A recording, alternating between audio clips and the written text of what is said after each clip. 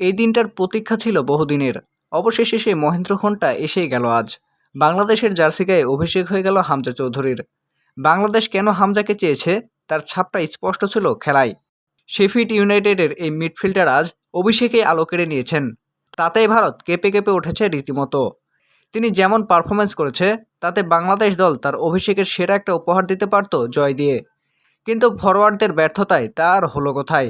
তবে যা হয়েছে তাও নেহাত মন্দ নয়। ভারতের বিপক্ষে তাদেরই মাটিতে ড্র করাতে চারটিখানি কথা নয়। অভিষেকের শুরু থেকেই হামজা ছিলেন তার মতো ছন্দেই। তার শুরুর পজিশনটা ছিল মোহাম্মদ হৃদয়ের সঙ্গে বাংলাদেশ মাঝমাঠে ডাবল পিভটে।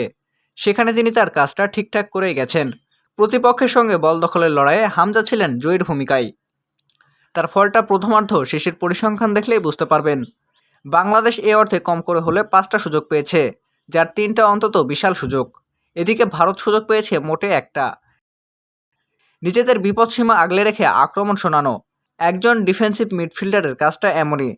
হামজা তার এই ভূমিকায় উতরে গেছেন লেটার মার্ক পেয়ে। তিনি স্রেফ সেখানে আটকে থাকেননি, বল যেখানে তাকেও ঠিক সেখানেই দেখা গেছে। বাংলাদেশের একাধিক আক্রমণ শুরু হয়েছে তার পা থেকে। ফরওয়ার্ডরা যদি একটু ক্লিনিক্যাল হতেন তাহলে এই কাজটা হয়ে যেত। ম্যাচে জামাল ভুঁইয়ার ওপর ভরসা রাখতে পারেননি কোচ কাবরেবা। তার বদলে অধিনায়ক হিসেবে নেমেছিলেন তপু বর্মন। ম্যাচের 22 মিনিটে চোট নিয়ে তিনিও চলে যান মাঠের বাইরে।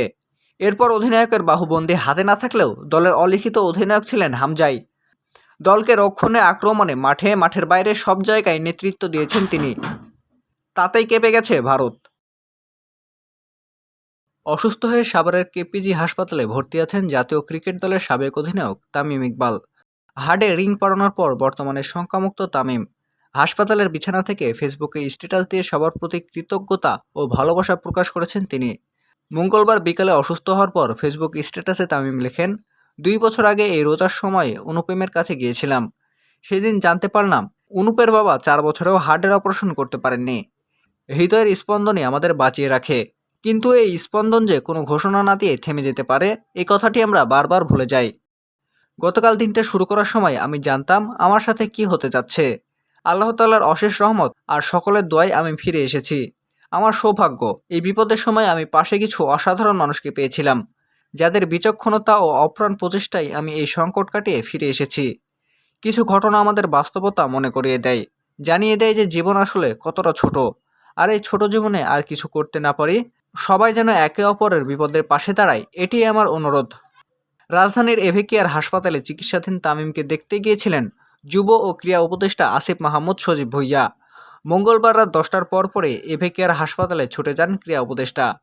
এর আগে সাভার কেপিজে হাসপাতাল থেকে উন্নত চিকিৎসার জন্য তামিমকে মঙ্গলবার সন্ধ্যায় ঢাকার এভারকেয়ার হাসপাতালে নিয়ে আসা হয়। পরে তাকে হাসপাতালে দেখতে যান ক্রীড়া উপদেষ্টা। একই সময় সেখানে হাজির হন বিসিবির সভাপতি ফারুক আহমেদ ও বাংলাদেশ ফুটবল দলের সাবেক অধিনায়ক আমিনুল ইসলাম।